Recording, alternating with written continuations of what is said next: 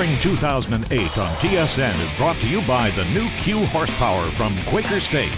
Unleash all your horses. And Michelin, a better way forward. This week we're in the city by the bay, San Francisco. Unfortunately, we don't have time to check out the sights and sounds of this beautiful city because we're here for the launch of a new car, which isn't unusual considering this is a car show. But what is unusual is that we're going to check out the second generation of the world's smallest production car. It's been on sale and been a big success all around the world, including Canada, but until now it has not been available here in the United States. So this week we're going to find out why not, and also check out the second generation of the smart car.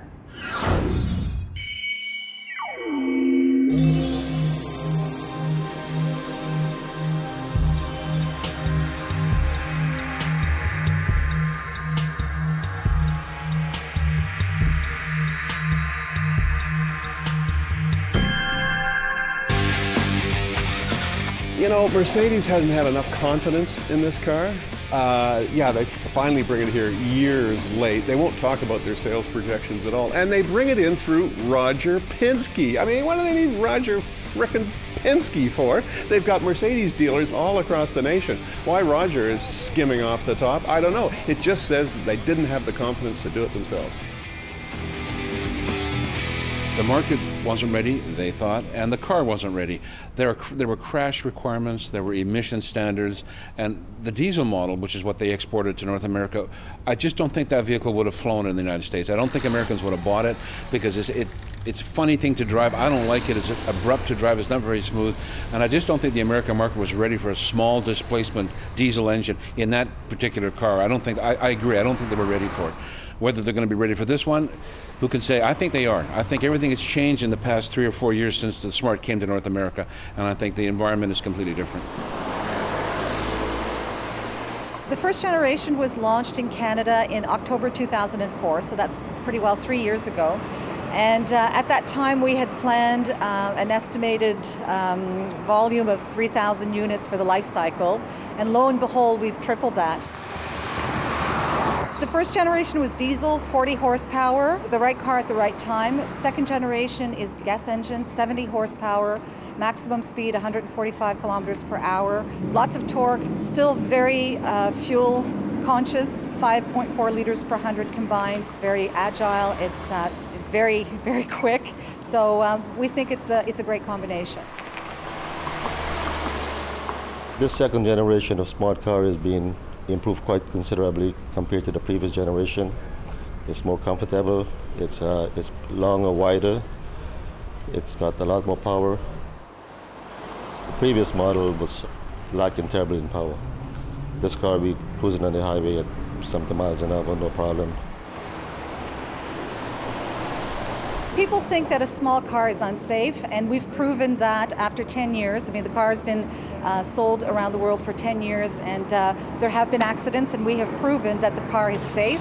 We have the tritium cell, which is the silver or black part, the metal part of the vehicle, which it's basically its trademark. That's like, it's a cocoon, it's a safety cocoon. It's likened very often to like the shell of a walnut, very protective. So safety, very, very important part of the design of that vehicle.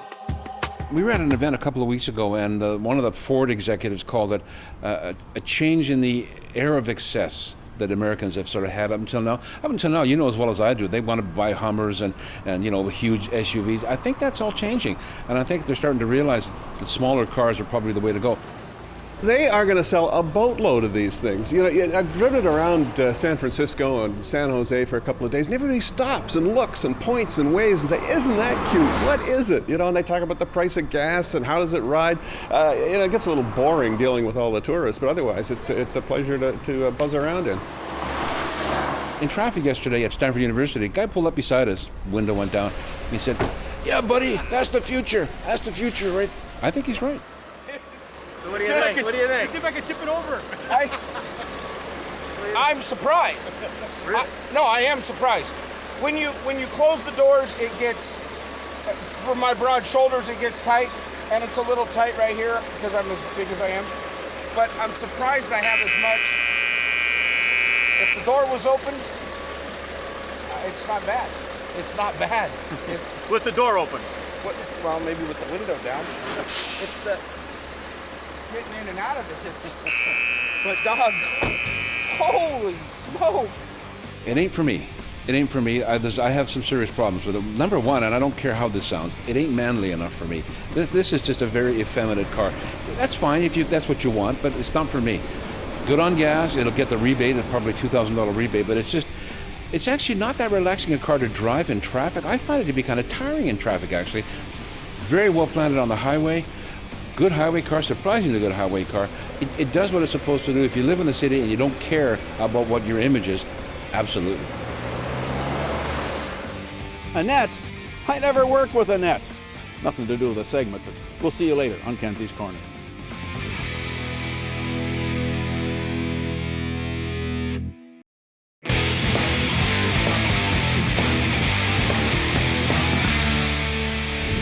From the Iraqi Malibu through several generations of real snorers comes the latest car to wear the Malibu nameplate. And what a car it is.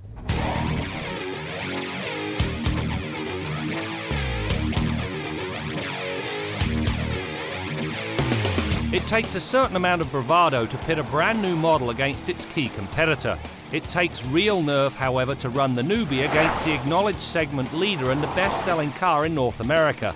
That, however, is exactly what Chevrolet did at the preview of the Malibu. The object of the exercise? To prove anything that Toyota can do, Chevy can do better. At the launch of the Malibu, GM ran this car against the Camry through Consumer Reports' very tough double lane change. Now it calls for the car to come in, move over one full lane and then back into the original lane. Now the Camry sailed through at about 80 kilometers an hour before the electronic stability control system shut everything down. The Malibu, it romped through at 85k. Now 5 kilometers an hour difference doesn't sound like much. In the real world, it's the difference between a hit and a miss. The reason for the agility and ability boils down to two important things. First, the suspension does a good job of limiting body roll and the effects of understeer. The direct feel and feedback from the steering and optional P225 50R18 tyres also contribute enormously. The net effect means that the electronic stability control system is kept out until it's actually needed. The latter is the second reason for the superior crash avoidance of the Malibu. StabiliTrak, as GM calls its electronic overseer, is less intrusive when it does decide to step in. As a result, the driver leaves a potentially life-threatening incident less stressed and more able to continue the drive. The interior of this Malibu marks a radical departure for GM. Out goes the crap and in comes a lot of very classy materials, a ton of equipment up to and including power adjustable pedals, a fully articulated seat and tilt and telescopic steering. And you got to remember, you're talking about a car that retails for the mid to high 20s. The most impressive part, however, well, it's found in how quiet the ride is. And it boils down to a number of things. Obviously, there's a lot of isolation and insulation, but the number one thing for me, right here, that stuff is made of laminated glass and it cuts down on an awful lot of the extraneous noise that filters into a lesser cabin. Malibu's standard engine is a 2.4 litre four-banger. The 169 horsepower and 160 pound-feet of torque are fine if you spend the bulk of your time prowling suburbia. The up-level 3.6 litre V6 is, however, the engine of choice. It is smooth, refined and delivers a rewarding turn of speed. The 252 horsepower and 251 pound-feet of torque works well with the base 4-speed automatic transmission. Dropping in the 6-speed, well, it makes a world of difference. The extra gears keep the engine running where it churns out its best work. The manual mode and its paddle shifters are also appreciated, as is an acceleration time from rest to 100 kilometers an hour of just 7.8 seconds. It's very nice up front in the Malibu and it's not bad back here. Number of important things. First of all, enough room under the front seat for a set of size 10s. The back of the seat is scalloped out, so knee room's never going to be a problem. There is adequate headroom. It's not overly generous, but somebody 6'1", 6'2" could sit back here. The other thing I like, on the back of the seats, a hard plastic shell. If you have something in the trunk that's heavy and the worst happens, instead of it coming and crushing your spine, it hits this hard plastic bit. When it comes to stopping power, the Malibu again surprises. The four-wheel discs are overseen by a good anti-lock system and a pedal that actually has some life to it. Several back-to-back stops revealed little fade and an average stopping distance of just 42.5 meters. Elsewhere, well, the Malibu earns a full suite of airbags and curtains, as well as OnStar. The Chevrolet Malibu used to be the poor relation in the family sedan crowd. This car no longer is. It handles very well, it's got great accommodation inside, wonderful powertrain, especially if you go with the V6 and that 6-speed automatic transmission, and it has a considerable price advantage. Honda, Toyota, keep your eye on the rearview mirror because this car is closing quickly. Now, as a matter of trivia, how many Chevrolet bow ties do you figure are on the outside of this car? I have the answer before the end of the show.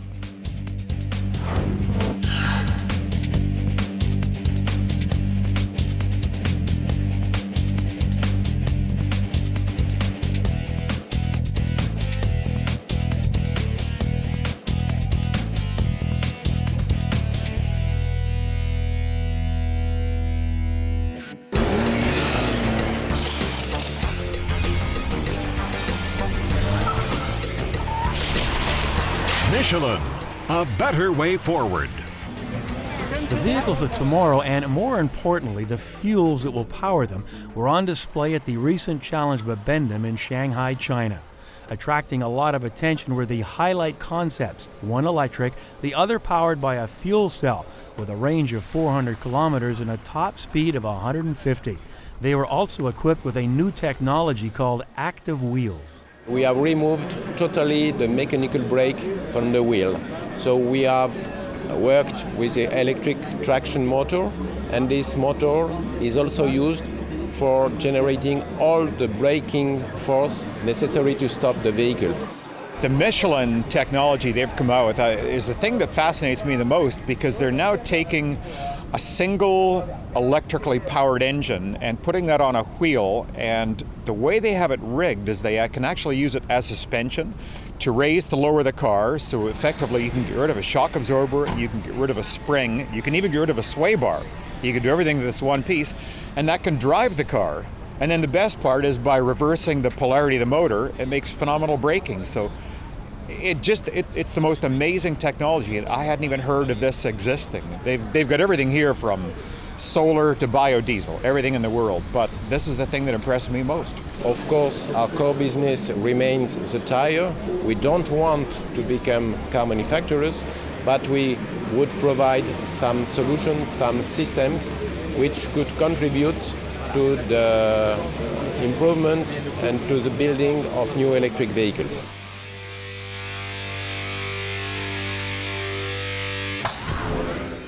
Closed captioning of Motoring 2008 is brought to you in part by Pontiac. Pontiac, ignite the feeling.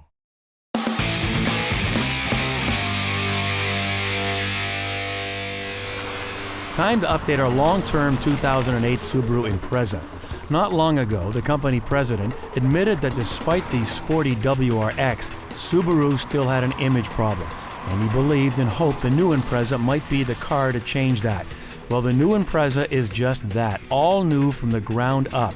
And if our tester with the optional sports package is any indication, brand awareness should be a thing of the past. I liked the vehicle the first time I drove it, and after a few months my feelings have not changed. First, the hatch with the sports package is a great looking car, and for $2,500 it's worth a look. Lots of goodies, of which we'll talk more about over the next few weeks. Along with the all-wheel drive, the Impreza is loaded with standard equipment, including side impact and side curtain airbags, anti-lock brakes, air conditioning, and the list goes on. Any pet peeves yet, you ask? Well, I'll tell you about that on our next update. One thing you can say about the smart car, it really is unique. And you know, when manufacturers come out with unique looking vehicles like the Hummer, the PT Cruiser, a lot of small businesses like to use it in their marketing scheme and they put their logos all over it. But boy, I'll tell you something, I don't think I've ever seen anything like this. That's right, that is a toilet on top of a smart car. He may be a great plumber, but I don't know, the folks at Mercedes might be just a little bummed out. Anyway, let's head to the Quaker State Garage and join Bill Gardner. Hey Brad, I've actually seen that car on the 401, and you know what? I don't think it's a plumber, I think it's a property holding company, but you know what? The poor guy that's got to drive that thing, the only upside to that deal is probably the easiest car to find in a parking lot. But anyhow, if you watch this show on a regular basis, you know how much I love full-size pickup trucks, and that means usually a big V8 these days. And the full-size trucks have got absolutely enormous. Everybody's full-size truck is like locomotive size now, and we're up well over 300 horsepower in most of the V8s. Unfortunately, that usually means fuel economy is not all that great these days. You've got all kinds of power, but your fuel economy goes in the dumpster. Here's a perfect example of a truck that's big enough to get the job done with a small block V8. And when I say small block V8, that's loosely defined as any V8 under 5 liters of displacement. And you know what? In terms of the Dakota, the only mid-size or small compact truck with a V8 engine option for many years has been the Dakota. They really ramped up the horsepower this year without increasing the displacement. They've gone 31% improvement on the horsepower, up to 302 horsepower now. They've increased the torque by 13% to 329 foot-pounds, and they've done that and been able to improve fuel economy by 6% while giving you all that extra power. So it's a win-win situation. Now the biggest external or visible change to this engine is now 2 spark plugs per cylinder, and that's something that you first saw in the Hemi V8s in the full-size trucks. They've done that on the 4.7 in the Dakota now. That gives you improved combustion efficiency, also better tolerance to knocking, and this engine is quite happy to run on 87 grade low octane unleaded fuel. It'll also run on E85 ethanol, and they've been able to do all this while improving the fuel economy. A number of revisions to this engine, as a matter of fact, 30% of the parts were changed in this engine. Lighter con rods, lighter pistons, the new cylinder heads with 2 spark plugs per cylinder, and all this efficiency has really made a difference in the drivability of this truck. Boy, you can really feel it under your right foot. This thing just jumps off the line. It's got that great V8 growl. And you know what? I just love it when you can limit the size of the engine. I love small block V8s in cars and trucks and improve the fuel economy. I'm a happy guy because you know what? As much as hybrids are the vehicle of today, I still love those V8s. There's nothing like the growl of that V8. Till next week, I'm Bill Gardner for Motoring 2008.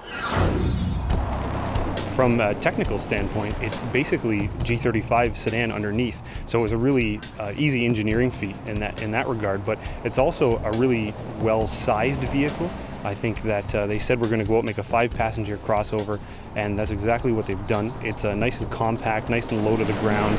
Doesn't have any aspirations to be off-roadable or some sort of trail tackling vehicle, but it's really good on-road, and it has all those essence of the G sedan in it. Nice car. The only thing that I'm looking after is that even Infiniti doesn't seem to be very sure where that vehicle will go.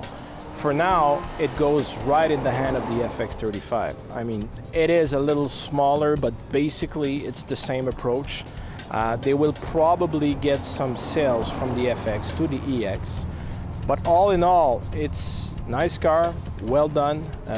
Powertrain is the well-known 3.5 V6, which had many awards over the years. But I think what we're looking mainly at right now is who are we aiming with that kind of car. And Nissan will have to establish that from the start, because even in the presentation they did to us, they didn't seem very sure where to put that car on the map.